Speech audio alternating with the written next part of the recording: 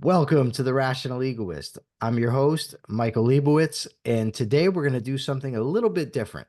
Normally, I have guests on and I ask them questions, they answer, and we have a discussion.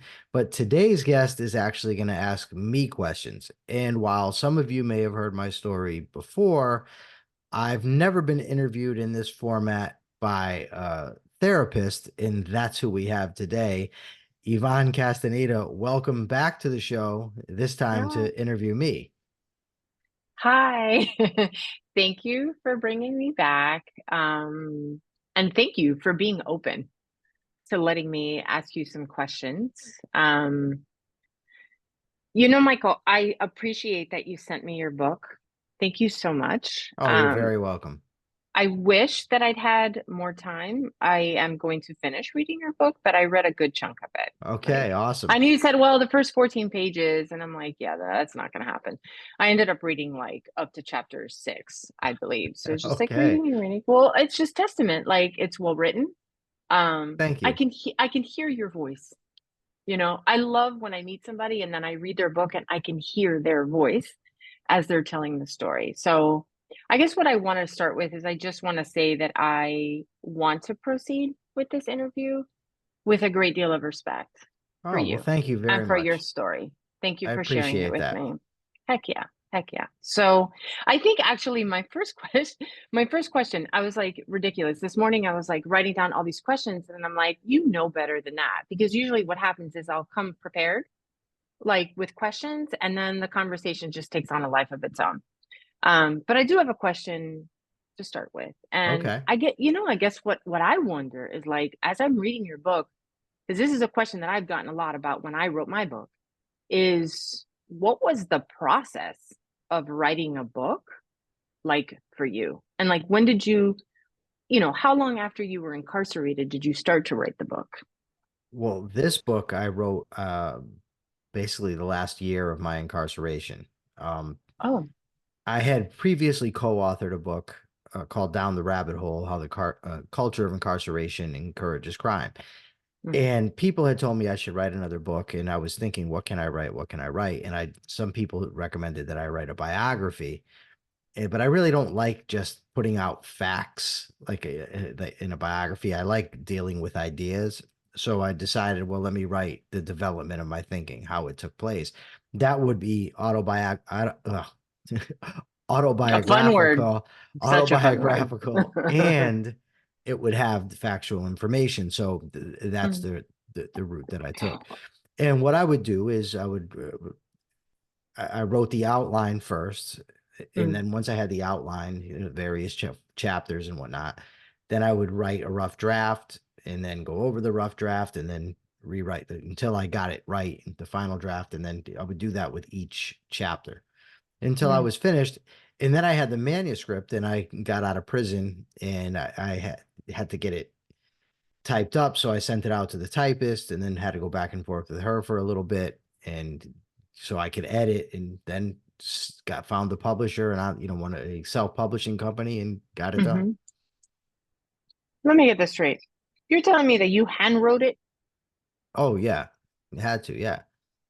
That's quite a process, right? It Especially when well, you go back to do some edits. Oh my God, what was that like? well, it's a gigantic pain in the ass because especially when you're writing with a pen, if Mhm. you get to the bottom of the page and make a mistake, it's Mm. it's very aggravating. Then you got to rewrite the whole thing. Was there a lot of like crumpling and throwing it away? A whole lot, yes. Oh my God. How long did it? So it took you I like a I think year? I think maybe 14 months. I'm not sure exactly, but about a year Mm, inside, and then whatever it took outside, a couple months to mm, put the final touches, editing, and get it out. mm. As I'm, as I was reading it, like, I think as I'm reading, I'm like, man, Michael has a lot of insight. He developed a lot of insight about his behavior, about his choices, about his Thank you. life. And that's why I asked, like, when did you write it? Like, did you have that insight at 25 or did that come later? And there's a part in the book, right, where you're talking about your mom and Okay. you're talking about things that had happened and that as you were writing it, you were overwhelmed with emotion and that you literally put that in the book. Like I have tears streaming down my face I was as talking I about write I this. hate to correct you, but it was actually when I was Oh, talking about my father. oh no. I remember it came back to me. I believe I was writing about my father's death, if I'm not mistaken. I'm Mm-mm. not positive. I'm gonna have to check now just to Check make it out. sure. No, it was definitely about your mom. I think your father came a little afterward, but you were talking about a particular memory with your mom. Well, I'll tell you what. And Oh, there might have been that too. I used to watch television with my mother. That might have been what it was about. But let me see if I can't. Boom, boom, boom. I should have written down the page. I found it. Yeah. But you said that the past is not as easily put to bed. You were absolutely right, and I was wrong. It was my mother. Wow, that's embarrassing, but not for you, for Why is me. that I don't know. embarrassing? I thought it was my father for some reason. I don't know.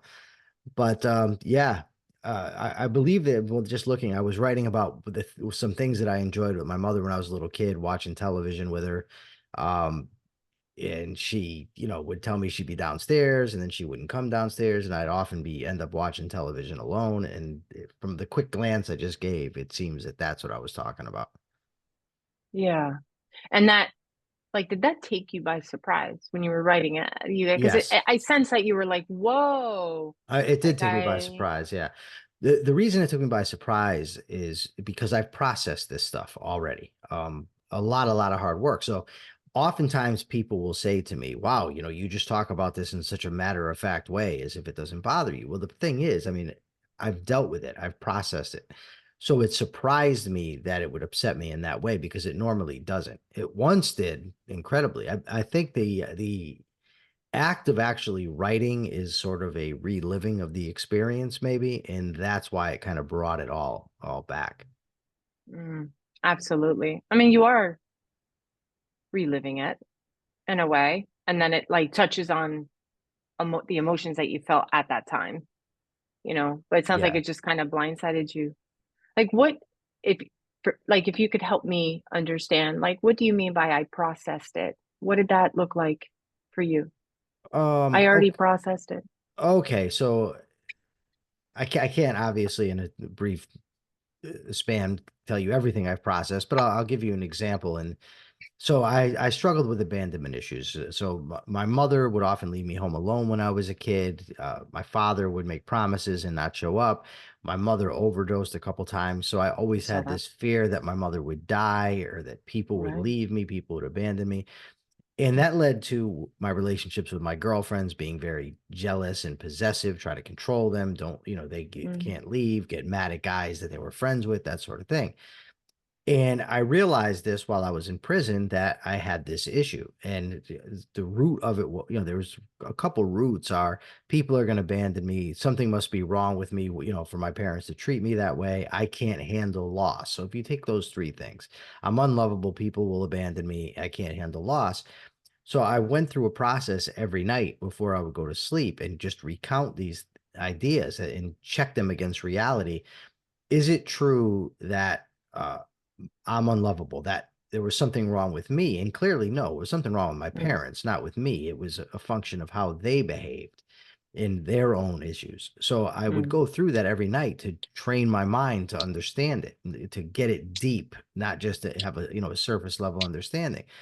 mm, And then the idea that everybody is going to abandon me. Well, that's not empirically true either. That not everybody in the world is like my parents. Not everybody is going to let me down, leave, abandon me.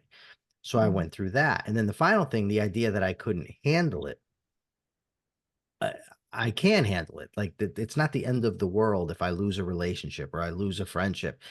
And while I was dealing with this process, is my mother committed suicide. So I was hit with the ultimate abandonment and the ultimate sort of test oh, sure. for what I was dealing with.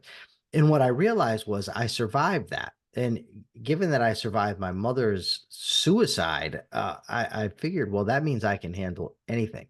I couldn't have imagined at that time ever experiencing anything that was as hard as that was, and yet I made it through.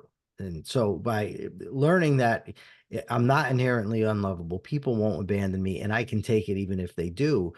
I've Mm, been largely able to overcome those insecurities. mm. And you did that. Like, I love that you said that. Like, you just every day, it sounds like you just challenged Yes, those thoughts or challenged those beliefs, right? constantly. Because that's something that Yes. you came to believe. Yes, it challenged them in real time as they occurred, but also made a habit out of doing it on a regular basis Right. intentionally. Okay. Okay. So how did you, I guess what I'm wondering is like when you had that experience, like when you were writing about it and then felt all of this emotion and then started to cry, like what did you make of that? Like what did you make of that? Like what the heck? Why am I crying? Well, I knew that I was crying because it brought me back to a time of my life that was very sad. It surprised me in that I wouldn't have expected to cry, but I understood why. And Mm, it didn't, mm, how do I say? It didn't bother me that I was crying. Obviously, if you're crying, mm, something's bothering you, but I wasn't sure. bothered by the fact that I was crying. I'm Right. perfectly okay with it. Right. I've learned from a lot of training and processing not to hide what I feel or what I think for myself, because that's just a recipe for disaster. I mean, Mm, hiding it or denying it doesn't make things go away. mm, So it's a must to actually deal with it, process it, admit it, and then accept it, and then move on the best that I can. mm, mm. Okay. Yeah. I mean, I have to tell you, like I enjoyed reading the 5, 6 chapters that I read this Thank you. morning, and I'm looking forward like to finishing I'm hooked. I'm intrigued. I'm like, I want to know what happens. Obviously, I'm talking to you, so I kind of know what happened, but I'm looking forward to it. I highlighted a couple of things that you wrote in the book that I thought were just, I don't know, they touched me in some way. And like you said early on in the book that your parents did not do the best they could, No. right? Like you like no, they didn't do the best they could. And then you also mentioned like I wrote this, like I quoted this, like I wonder how much damage this single dynamic experienced over and over for many years has caused me. Yeah. So it sounds like when you were writing the book you were thinking about this. Sure. And if I'm not mistaken, and given that I've already been wrong once, it's certainly possible I'll be wrong again. But I believe you're talking about when my mother would leave me home alone and she wouldn't come home on time. So I'm anticipating her coming home. I'm looking out the window and Mm, always fearing, well, what if she got in an accident? What if something happened? And yeah, I was just wondering. I mean, and when I say that, how much damage it caused me, I always have to be clear about this, that I don't mean it in a sort of deterministic fashion where this happens, so then this inevitably right. happens. So this was okay that I did these things. Yeah, because Right, right. what I meant was, I mean, my internalization of it, how I dealt with it, how I processed it as a kid, and then even more as I got older and become more and more responsible for my life, how I thought about these events, how I thought about other surrounding events, the damage that led to inside me. There's no way to know because you can't isolate a given instance or a given factor, but I'm sure it took its toll nonetheless. Well, it sounds like it did. And again, you make that very clear in the book too, that the things that took place in your life, the things that happened, the way that your parents behaved, the choices that they made, how you were raised, that it doesn't necessarily excuse the No, choices that then you made later on in your life. But I think my sense was that it was just, it's not an excuse, but it's an explanation. It was just something like, I have an sure. understanding of these things happened in my life, and I recognize that these things may have had an impact on me, Sure. like And the damage. it would also be an explanation had I looked at the way my parents were, chosen to go in a completely different direction, stayed in school, avoided troublemakers, and say became a police officer. Mm, And then my explanation would be I looked at my parents, I didn't want to be that way, so I went in a mm-hmm, different direction. Again, mm-hmm, it wouldn't be a deterministic sort of way, but it would nonetheless be an explanation or a reason. mm-hmm, mm-hmm. Like something that really stood out, Michael, for me again, as I'm reading it, it's like let me give you the context. Like I believe there was a fight that was waiting for you, and you didn't want to go fight. And you were No. in the car with both your mom and your dad. Yeah. And the both of them were essentially telling you that you had to go fight. Yeah. and you really didn't want to. No, And I think that, again, what you wrote about is like, I think along the way, especially like with your dad and with your mom, like what you took away from it was there's something wrong with me, sure. or I need to do these things in order for them to love me. In Yeah. order to be accepted by my father, I got to go kick the shit out of this kid. Yeah. And well, and it creates a problem because I didn't think I could, and I and I was scared to fight Mm, him. mm, So yeah, what happened was there was a group of kids. Just give a little background. So I grew up in a housing project in Wethersfield, Connecticut. When I was 13, we got evicted and we moved in with my grandmother, also in Wethersfield, but in a much nicer neighborhood. mm, And not long after we moved, my friends from the old neighborhood turned on me. I don't know why. I don't know why to this day. But and so they wanted to jump me, they wanted to beat me up, and so I said, "Well, I'll fight the one guy one on one," but I didn't trust them not to jump me, so I told my father I wanted him to be there to make sure that no one jumped in. So mm, my parents came and we went there, but then my courage failed me and I was scared to even fight the kid one on one, so I didn't want to get out of the car. And then my mm, parents, both of them, proceeded to belittle me for being a baby and you know whatever other names they called me. They were embarrassed, that sort of thing. So it created a tension where I must do these things to gain, you know, my parents' respect, but I can't because I'm afraid. And so that added to a, you know, a dynamic whereby I just became absolutely ruthless and said, well, if I can't beat people with my hands, I'm going to need equalizers or more than equalizers, really, and resorted to using weapons and that sort of thing. mm. What was that first experience of like physically hurting somebody with a weapon, with a thing? Like, what was that like for you? First of all, how old were you? Okay. Well, the first time I ever hit anyone with a weapon, I was 6.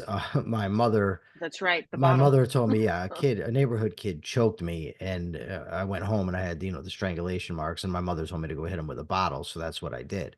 So I had hit people with weapons before, but when I was 14, I started hanging around with kids from Hartford, the city that's next to Wethersfield. Mm, You know, I had lost mm, my old friends, and I wanted these new friends from Hartford, and I wanted to fit in with them. And we were walking down the street one day, and I'll never forget it as long as I live because it's the day that I set aside conscience as a deterring factor. mm, And the guy I was with, or one of them, said, "Hey, there's a kid across the street. I don't like him. Let's go beat him up and take his chain." And I really didn't want to do it, but I did also, you know, I didn't want to look like I was scared or anything like that. So we went and we took his chain and we beat him up very badly. And I went home that night and I felt so guilty and so awful. And I didn't like that feeling. So I pushed it out of my head. And mm, I know now that the more, you know, a person does that, the easier it then becomes to the point where I could do things without feeling a shred of guilt, and I can hurt people, you know, wantonly and just not care. I could even feel proud of myself and go home to mm, sleep. mm.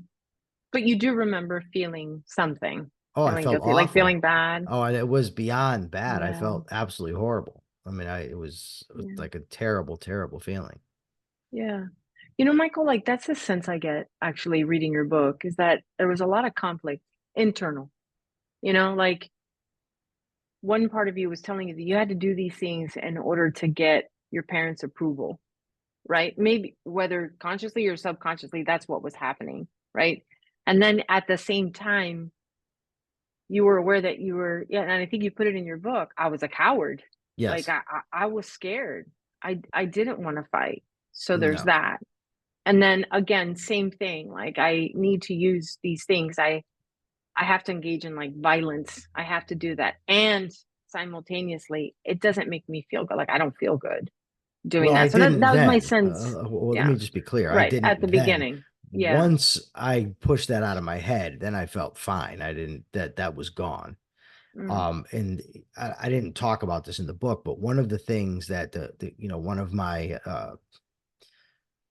intellectual mentors, Dr. Stanton Samanow, says is that criminals have what he called a cutoff mechanism, whereby we can cut off feelings of guilt and fear in order to mm, allow us to do whatever we want. And mm-hmm, the more we do that, it becomes an automatic thing, mm, which is mm, why he then counsels that you have to, as a practitioner dealing with criminals, if you want to help criminals change, you have to make them feel guilty, reintroduce or Mm, introduce for the first time that sense of guilt, because that's so difficult to deal with that you then alter the behavior because of the guilty feelings. So by the mm, time I was 15, 16, and certainly by the time I was 19 or 20, there was no more guilt over that stuff. Not that I couldn't feel guilt for other things, but that mm. violence was not something for which I felt guilty any longer. Right. That was like you press the button off. I Yeah, don't it's feel just that anymore. no. Yeah, and I think what stands out for me again is like something that you mentioned to me yesterday. Is about that a time that you, I guess you beat somebody up, you really hurt somebody, and then you woke your father up and you told him. And what was it that he said to you? Well, so what happened was a friend of mine and a girl were going to buy some marijuana, and we went to a housing project that we were familiar with in Hartford, and Mm, nobody had any weed there. So we're like, well, let's go to the north end. Now, I had a gun on me, and the girl that was in the car, the guy said, well, they're known for ripping people off up there. So, what happens? Now, I never in a million years thought we were going to get ripped off. I thought we'd go buy the weed and go home. So mm-hmm, what I said was, well, if they rip us off, I'll shoot them. And I was showing off. I didn't intend on doing it. You know what I mean? mm, So we end up going up there, and sure as hell, we got ripped off. So now I'm sitting here with a gun in my pocket after I've been running my mouth how I'm going to shoot somebody if they robbed us. mm-hmm, So sure enough, I pulled out the gun and I shot at the guy. Now, whether I hit him or not, I don't know. But at the time, I thought I did. And I went home and I woke my father up and I said, hey, I just shot this guy up in the north end. He said, okay, that's good. And he rolled back over and went to sleep. mm. And so that kind of like further validated what you were doing. Do you know what I Oh, mean? Like, kind of just sure. made it even easier. Like, Yeah, okay, there was yeah, no my dad said negative good job. judgment. Yeah, yeah, no, there Yeah, was no negative judgment for it. There was praise. yeah. In fact, when my mother committed suicide in 2008, my mother had a husband that I absolutely loathed. And I mean, I tried to really hurt this guy too, previously. Mm-hmm, And he abused my mother, and I didn't like it. So now after my mother mm, commits suicide, my father tells me he's going to run this guy over with a car. And I said, what are you doing? Like, you're 50 something years old. Let that go. And he says to me, mm, he says, oh my God, this is not my son talking to me. He says, I know you changed, but come back a little. But at this point in my life, I'm like, what are you talking about? huh, Like, I'm an adult. Like, this is ridiculous. You're gonna go run this guy over for what? You know what I mean? It just seemed so stupid to me. And it occurred to me, like, mm. why did I ever care what this guy thought? And I love my father, don't get me wrong, but I get like it. like you're in your 50s and you're talking about running someone over with a car. Like, that's so goddamn ridiculous. Yeah. Well, that's just like kind of testament to how much work you'd already done then. For Sure. you to be able to approach that and go, what the hell was I thinking when I listened to Yeah. this person when Yeah. I was 12 years old? But the reality is, and I think you know that because you've done a lot of work, is that I know, like when we're little kids, we don't we're not developed enough in our brain to have insight and perspective. We're No. just getting cues from the adults in our lives about what is normal and acceptable behavior, right? And you can't help but want your father to love you and want your mom to love you and to approve of you, right? And to Yeah. think highly of you. But it's interesting, Michael, like again, you shared a lot, right? In those first 30 pages, I think it was like just a lot about like what the environment was like. And there was a lot of not intentional abandonment. It's not like your mom was leaving you, but she would leave and you would be alone. Yeah. Right. And then your father too, a pattern of like broken promises, Yes. like promising this and promising that. So it's like a sense of like, wow, no one was necessarily really looking out. And yet I love that in the book you wrote that you still felt loved. That in Oh, by spite my of all parents, that, sure. Yeah. you Yeah. felt loved. Yeah. Like, One thing, neither of my parents ever had a problem telling me they love me. Like, I have zero problem showing affection or emotion. I don't, and I never really have. mm, I'm more honest with how I feel and think now than I was when I was a kid. But when it came to telling people I loved them, I never had a problem with that. Never. mm, mm. So as you were writing the book, right? Because again, myself having written a book a lot, it was cathartic. There was a lot of like revelations just for myself, like, oh, ha, connecting dots. My sense is that as you're writing the book, there was no, even with that comment that you said that your parents did not do the best that they could, I didn't get a sense that there was a lot of anger behind that statement. It was just kind of like No, matter of fact. it And I is. guess what I wonder is like, was there ever a point in your journey, not just like writing the book? I'm saying like once you were incarcerated and then you stopped using drugs and stopped gambling and starting to change your life, trying to change. Was there ever a moment in which you felt anger towards your parents or resentment? No, not once I decided that I needed to take full responsibility for my life. No, Mm, not for the way that they raised me, but mm, I will. There were plenty of times where I would get mad for what they were doing in the moment. Like, for instance, telling me they were going to mm-hmm, come see me, then not showing up. mm, That, and with that, yes, then it would drag in old feelings. of course. But it wasn't just what had happened in the past that was causing Mm-hmm, it. It was what they were doing then that was annoying me. So once I learned to take responsibility for my life, I didn't blame them for how I turned out. I certainly didn't let them off the hook either and say, oh, like that line drives me up a wall. When people say, oh, people are just doing the best they can. No, they're not. It's not true. mm, You can do better. Otherwise, if I'm doing the best I can, well, then I can't do any better. Therefore, I'm stuck. mm, mm, If I'm mm, already doing the best I can, I can't mm, improve. It's just not true. mm, It's a mm-hmm, fallacy. It's like when mm-hmm. somebody will say to me, "Everybody's the same. Nobody's better than anybody else." And I say, "Well, can a person improve?" Yes. Well, if you have a room full of people and everybody's equal in their behavior and one person improves, then what happens? Is the Mm, person then not better than the other people that he's around? It's just a silly logical fallacy that people cling to for, I think, to make themselves feel better ultimately. mm, I was just doing my best, and it's sort of like a salve that helps mm, them. But I don't, for myself, I don't certainly don't allow that. So I'm not going to allow it from anybody else. I take mm, full responsibility for all my bad actions. It was my responsibility to change them. But if that's the mm-hmm. case, then it's also the case for my parents. Right, right. So you have like it's a fundamental challenge with just that statement. And you're right. We do hear it a lot, right? Well, you got to forgive your parents or don't be too upset. They were doing the best they could. And in reality, you're like, no, they were not. Yeah, They were or, not doing the or, best they or could. They could have nobody's done better. perfect. No one's perfect. I don't like. I'm Right, not big on right, excuses. I'd rather just right. fix the problem. Sure, sure. Um, Another part or something else that stood out in the book, right, is that you were writing about your propensity for violence. Yeah. It's like excuse me, you went from talking about all the like predisposing factors, the things in your life that were going on, Yeah. to kind of help explain, I think in the book you even say, is it any wonder that this is what happened? Is it any wonder that I ended up doing these things, Yeah. right? But that, there was a comment in the book that you had a propensity for violence and that you didn't know at the time what it was due to. And you didn't know why you were so easily angered. Okay. You know that now? Why I was so easily angered? Yeah. Well, yes, to an extent, but I also know Mm, like a human being doesn't come into this world with nothing. We have a temperament that we're born with.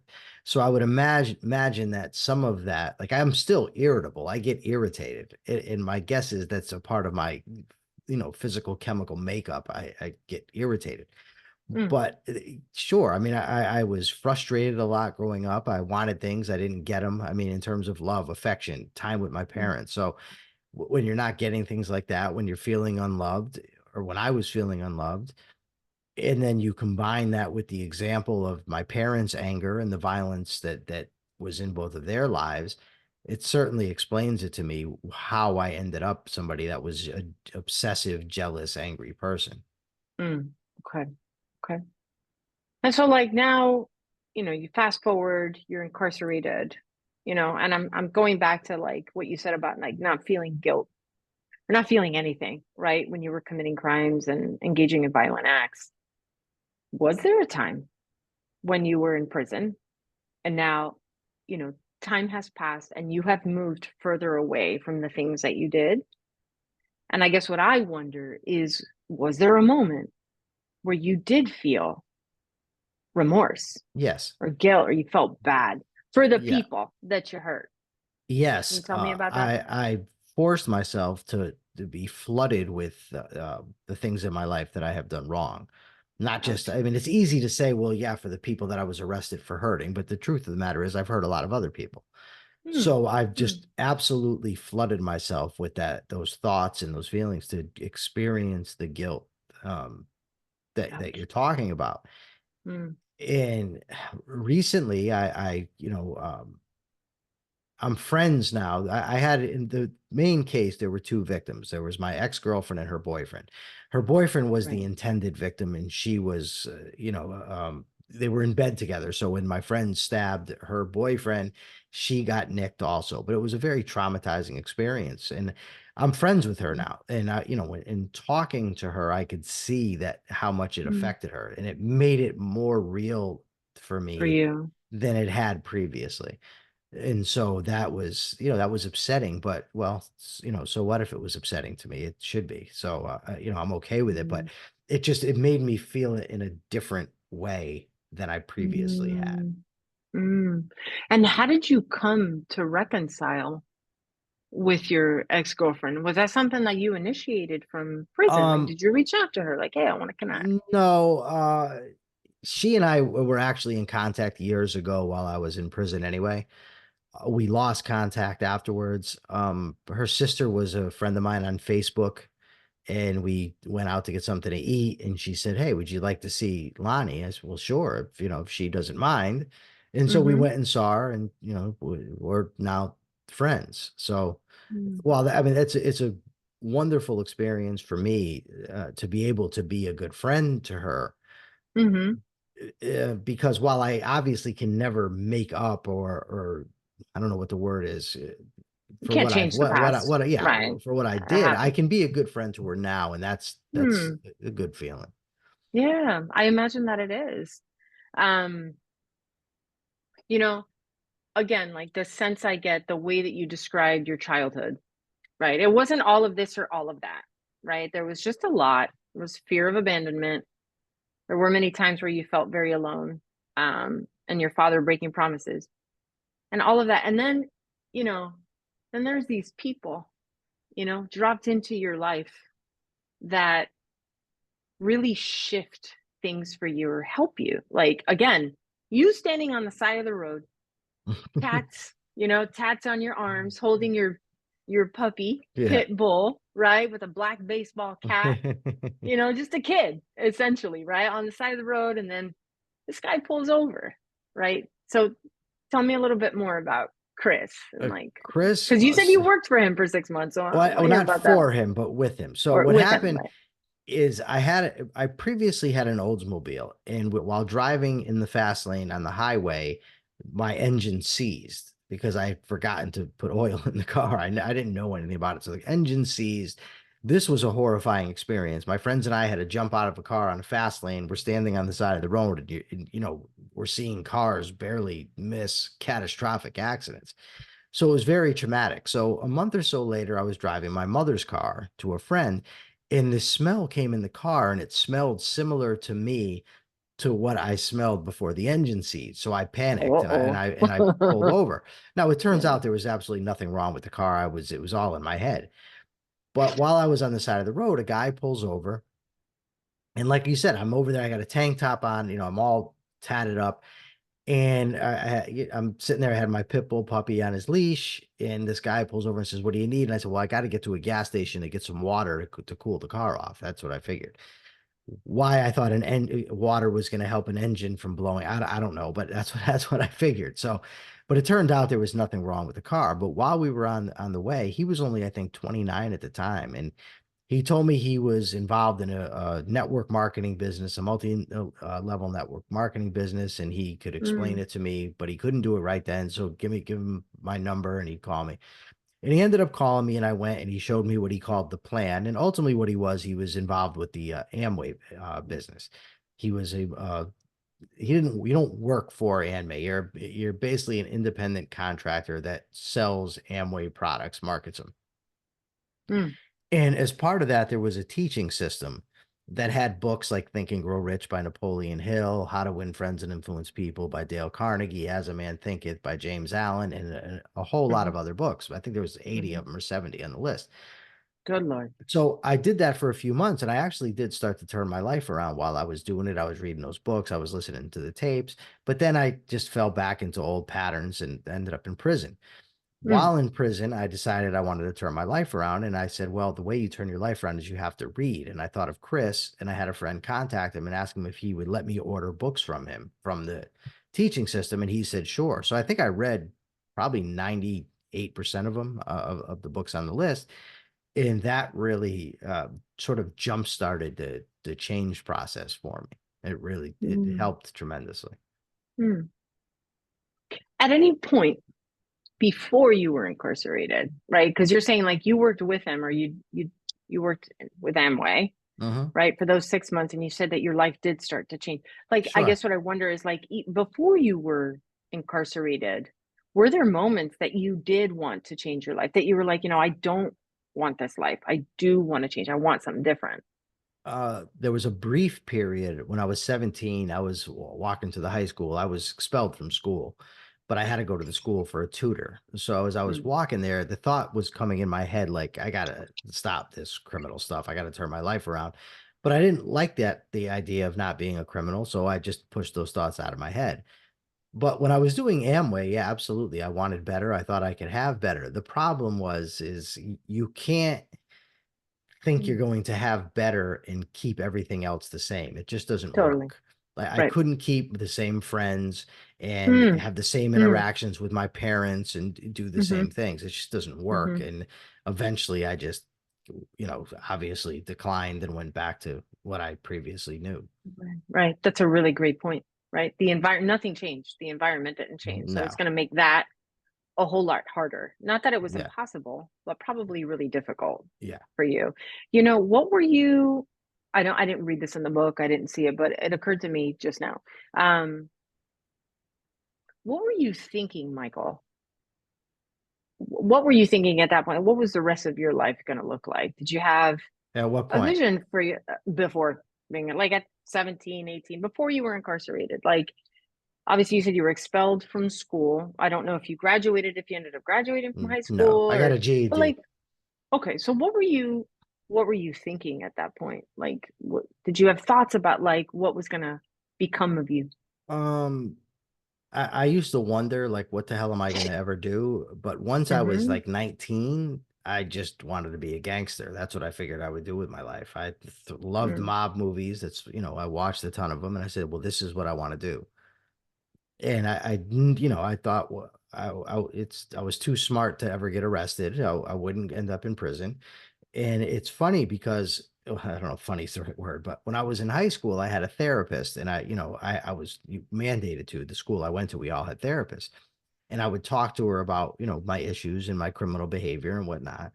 And then when I was incarcerated, when I did, you at intake, you do a psych eval, and the guy read to me a statement that my therapist in high school wrote down. And what she wrote down was, Michael continues to engage in criminal activity, believes he will not get caught.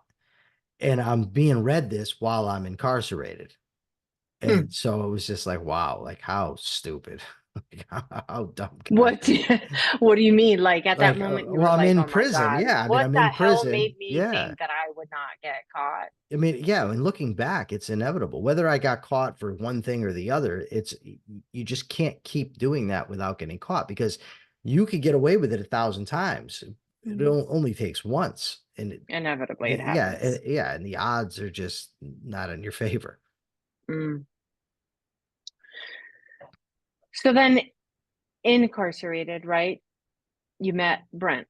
Yes. And was that like the first time? Was that the moment when you really were like, I really want to shift? I want Not to at first. change. Not No. at first. No, because No. you said like at first you didn't. No, not at But first. he and I were readers. So we would read and, have intellectual discussions about politics, economics, philosophy, but neither one of us was going to change anything. I was still using drugs. He was getting Oh, I into get it. fights. But at the same time, in 2004, we both decided together that we wanted to change our lives for the Mm. better. Why that happened at the same time, probably because of the type of books we were reading. It just becomes incongruent. We're reading books on ethics, and meanwhile, I'm sniffing heroin. It just doesn't, it doesn't go together. And so we decided we were going to change our lives, and we pressed forward, and we were in the same block for 14 years after that, cellmates for 11, and Mm. it worked out remarkably well. He's Mm. still in Mm. prison, so I mean, but he's certainly has more integrity than any man I've ever known, and that's worth something. It's worth a lot. Mm. Mm. Yeah, it was interesting that you right away were like, and here I was, a libertarian, Yeah, and he was a a socialist, socialist. and he doesn't like when I tell him that when I bring it up. But And it's still the same, I imagine. no, no, Like no. his beliefs are still the same. No, we are in almost in lockstep. We had a lot of debates that I won of when it came to politics and economics anyway. And he ultimately came around to my side by and large, and we still have some slight differences, but not really in principle, more in, the application to a given policy or a given Mm. candidate or whatnot. But neither one Mm. of us likes Trump or the Trump movement. We think Mm. it's horrible for America, and we obviously, I mean, I'm not a leftist. I'm not out there supporting Joe Biden either. It's a Mm. Mm. disheartening situation for the both of us. Mm. Okay. Okay. Um, that was a good segue because I think a question I wanted to ask, first of all, like there are points in your book that literally made me laugh out loud. Um, and it actually it's about like you attending AA or an Yeah, NA meeting and like that there are points, what was written on the flip chart or whatever was you can change who you are by changing your behavior. You can change your yeah, behavior by changing your thoughts. And then at the yeah. very end, it says, once a criminal. Always a criminal. Yeah, and I like literally laughed out loud when I read that. yeah. I'm like, what? So did I when I saw it. It's like this is ridiculous. I mean, and the thing is that I hated about it is it was like a religion. When you would go to these NAA programs, it's a glaring contradiction. You can see it right there. It doesn't take Einstein to figure out that this doesn't follow, but Mm. they just don't concede. And there was Mm. another time when it was an obvious misprint in the book. And I didn't include this in my book, but I remember it. And it said the average age of a person who drinks is 12 years old. And I said, that's not possible, because once you go to your people in your 80s and 90s are going to push that up. It's clear to me that what the book is probably saying is that the average alcoholic started drinking at 12 years old. But the lady that ran the group, Yeah, he yeah, said yeah, the yeah, yeah. lady I that was see. running the group, nope, nope, I it hear says it you. here. That's I it. hear you. That's I it. hear The you. average drinker's 12. And it drives me nuts. Like, why can't you just admit that something's Right, wrong? You're right, so bent on right, defending this religious worldview that you can't even see a glaring mistake. And it was the right, same thing with the board that you talked about.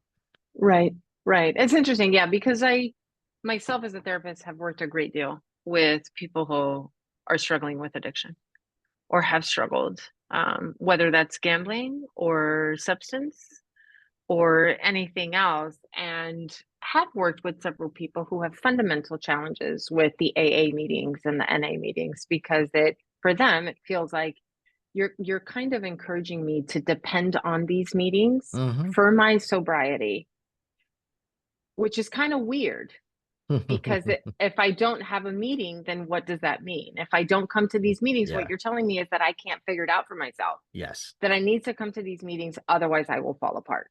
Yes. Yeah. There was a guy that came in because the speakers used to come in from the outside, and he told a story how he was out of town somewhere and he couldn't find a meeting. And he was like getting so nervous and he was starting to panic. And I was just thinking, like, I don't ever want to live like that. Like Sure. you like Absolutely. I'm not saying it's as bad as drugs because Mm, if I had a choice, be addicted to AA or be addicted to heroin, I'm taking NA or AA any day of the week.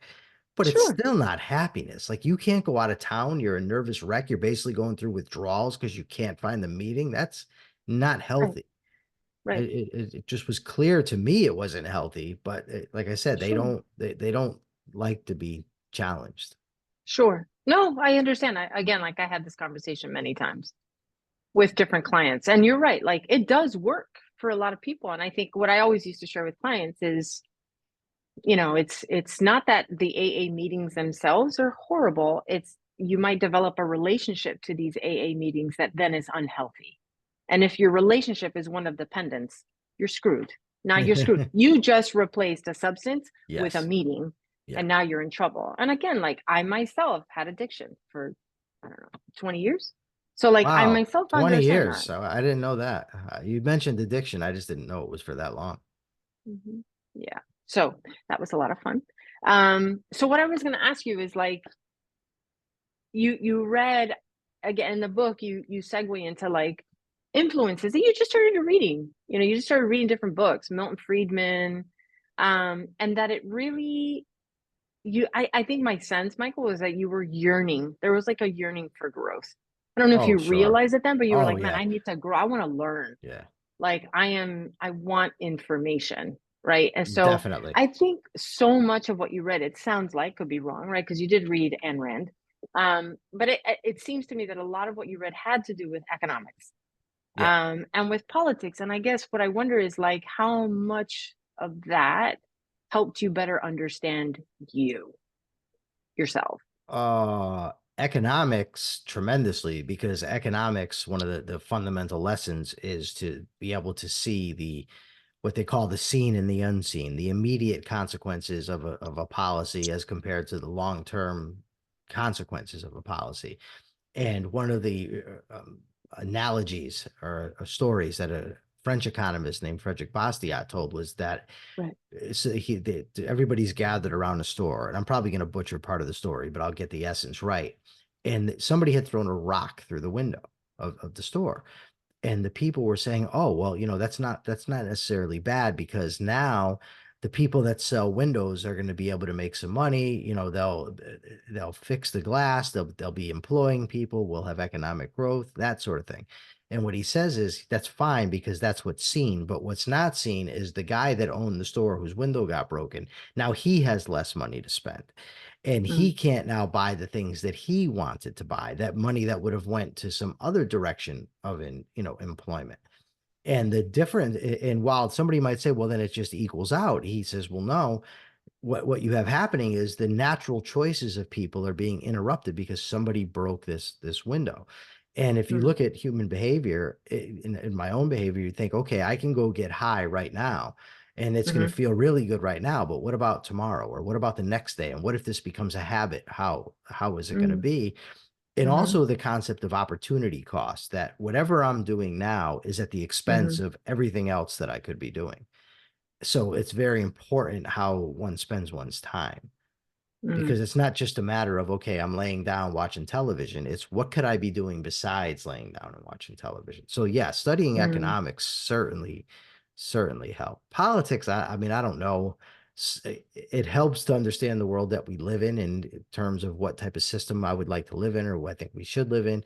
But as far as my individual behavior, I don't think it did much. Maybe I'm wrong, but I don't think so. But Okay. economics certainly helped. Yeah. And what kind of system do you think we should live in? Given that, again, you've read so much. Free market capitalism. Give me a system that protects the individual rights of its citizens, promotes freedom and prosperity, and that's what we should have. I think that if no individual has the right to initiate force against somebody else, then no two individuals do either, and no three individuals do. And it doesn't matter how many times you multiply it. If 75 people all think it's okay to use force to extract wealth from one person, it still doesn't make it right. Mm. It's interesting because you say we should live in a free market capitalistic society. So you're saying you don't think that we do. Oh, hell And no. somebody would argue with you right now, right? They're like, They, yeah, they we do. they could Oh, try, they'd be whole there, wrong. yeah, there. That was the other thing about your book that I found particularly interesting. It's like when you were talking about the conservative party, like Republicans, and the contradiction, and how they approach things. So, they're all for freedom, they're all for this, and yet we are going to restrict someone's ability to access pornography, Yeah. and we are going to, make gambling, a crime, right? Yeah. I thought that was interesting that you caught that. Yeah. Yeah, that's the old Republican Party. The Republican Party now doesn't even really pay lip service to that. I mean, they might use the word freedom, but they're just as much Mm-hmm. economic interventionists as the Democrats that they say they hate are. Most of the Mm-hmm. battles that the two parties have now are over cultural things. They're not even really Mm-hmm. policy.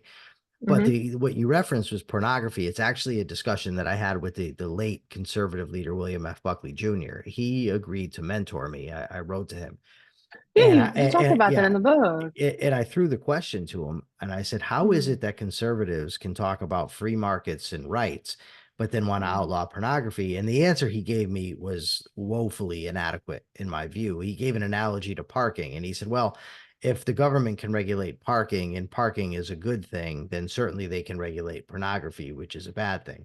The reason you regulate parking is ultimately to facilitate commerce, to facilitate the protection of rights, so you don't have cars piled up, on each other. Mm-hmm. Pornography doesn't fit that, Mm-hmm. that sort of mold at all. Mm-hmm. Plus, a lot of Mm-hmm. parking is done on private property where the people who own the buildings are able to have whatever type of parking arrangements they want. But when you Mm-hmm. want to regulate pornography, you're doing it in private households and anywhere else Mm-hmm. people want to look at it also.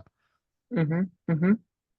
Yeah, that stood out for me too. Again, like I said, I've enjoyed reading your book. I get the pockets of this is the stuff that was going on in my personal, and then, oh, by the way, these are my thoughts on what I was reading, and these are my thoughts on the books I've read on economics and so forth.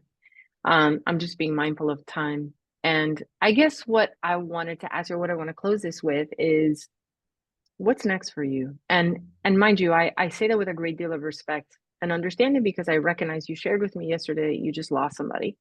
Sure. And so I recognize that could be hard to even like, what the shit? I don't know. I had a plan, and that plan went to shit because this thing happened. But I'm gonna ask it nonetheless. Well, professionally, I'm going to grow this podcast and I'm going to make it a success. That's the plan for this. That is pretty easy and pretty straightforward. Mm-hmm. My personal life, I really need to. I don't have a lot of interest because coming out of prison after 25 years, I didn't develop the normal interests of an adult. Right? So No I don't kidding. know really what to do. I mean, I came out and I had a girlfriend, so I just spent all my time with her and I was fine. But now Mm-hmm. she's gone and it's like, what the hell do I do with my time? I can't just spend all my time studying. Mm-hmm. I'll burn myself out. But at the same time, I don't want to give too much into, let me just go hang out with my friends and neglect what I have to do. So I'm having to learn that balance to Mm. where I have friends and have fun, but still do what I need to do because I'm so far Right. behind. Spending 8 hours a day isn't going to cut it. That's not going to help me to grow the podcast and get where I want to be. It has to be more than that. And I also Mm-hmm. have a lot of learning to do. I'm pretty good when it comes to communication and debating ideas and doing this, but I don't understand like algorithms and promotion Oh, and things of that nature that I have to learn in order to sure, grow the podcast. And it's just a lot sure, to learn. sure. I'm learning how to interact with people in public. I'm learning how to use a computer, how to use a microphone, a headset, how Sure, to how sure. to how to send out invitations for people to come on the podcast. And then I also have to learn Right. how to grow it. It's a lot. It All is. while, in the meantime, I was had a relationship with my girlfriend and her son, and now she died. So it's a lot. It can be overwhelming, but it's also a part of life. Yeah. Just Life trying to can get be through it. overwhelming. You think? Um, yeah, yeah. I mean, it's a process. It's a transition. But you're right. I mean, the world was one way when when you Sure. went into prison. In terms of like just technology, you come out like, what? right? There's just like so much. But I do have another question, like with respect to your podcast, Michael, Yeah. like who at the end of the day, it's kind of two questions. The first question is who do you want to reach more than anything? And what is the mission of your podcast? What is the Um, I want to reach people that are interested in ideas and a variety of areas. So I have psychologists on, economists, political philosophers, law professors, regular philosophers, criminal justice professors, politicians. The idea, or I'm an objectivist. I'm a disciple of the philosopher Ayn Rand, as you alluded to. And what I find is that a lot of the things that people hold to be anathema that she teaches, in a different context, they don't see it that way. It's seen as very acceptable. So I try to have mainstream thinkers on about different topics where it can be demonstrated that the principles of objectivism are very applicable. For instance, when I had you on to discuss decision making, Mhm, and you discussed fluently the dangers of, although you didn't put it this way, of altruism, of living your life for other people, mhm, and how detrimental it is. Well, Ayn Rand spends a considerable amount of time discussing that. mhm, She does it in such a way where it's separated from a lot of the normal uh, minutia of discussions. So it's just you should be selfish and live for yourself. Now she of course doesn't. She says that, but she makes a rather intricate philosophical argument that I find very convincing. But mhm, when people hear you should be selfish that way, it tends to grate on them. Whereas if you talk to somebody about psychology, as you and I did, and you talk about, well, people might have a hard time making decisions because they're trying to please everybody else. If they would learn not to be so concerned with that, they can make better decisions. The principle's the exact same, and it's in a mhm. more mainstream format. So Sure. that's a large part of what I try to do. I hear you. I think that her philosophy is misconstrued sometimes and Well, taken out of context. well, It's that just happens too. misinterpreted. Yeah, it's misinterpreted. And I read everything by Ayn Rand. Really? So yeah. Why are you Oh, surprised? I because don't most look people smart, do haven't. I? No, you're very smart, but just most people have not read Yeah, everything she's no. written. I read Atlas Shrugged several times. I read The Fountainhead. I read We the Living and Anthem and was very curious about just her life and the all the precipitating factors that kind of led her to write these books. Oh yeah, definitely. I mean, it's many, many years ago. I was in my 20s. But yeah, no, I'm absolutely very familiar with objectivism. But you're right. I mean, I think, look, I'll tell you, Michael, like as a Latina, half Cuban, half Mexican, I have to tell you, like this idea of setting a boundary for yourself and saying no and taking care of yourself first was absolutely poo-pooed. Like, oh no, no, it means that you're a horrible wife, you're not a good mother. If you do things for yourself, you're supposed to be super, you're supposed to defer to your family, everybody else comes first. And I'm the therapist that's working very hard to stop perpetuating that pattern of thought, that way of existing in the world. And I have to tell you, like, when it comes to like setting boundaries and stuff and people understanding what it means to set a boundary, is that at the end of the day, and again, this kind of ties back to what Ayn Rand, her philosophy is that you're not responsible for what other people feel. You're not No. responsible for their emotional territory. If you do something, not with the intention of hurting another person, but you just do something and it lands on somebody else a different way and it triggers hurt, discomfort, distress, whatever, it's still not your issue. It's still not your responsibility. It's like, I can understand why you align so well with like objectivism because, and it's apparent in everything that you say, which is you're responsible for yourself, you know, be responsible for yourself. So, um, we're out of time. Okay. Well, that's fine. That's fine. Yeah. Thank you so, so much for Thank doing this. It's you. been great. I Same. really enjoyed it. And I hope Yeah, the audience same. enjoys it as well. I'm sure they will. All right. So, well, for now, this is the Rational Egoist signing out. I'm Michael Liebowitz. Till next time. Thank you.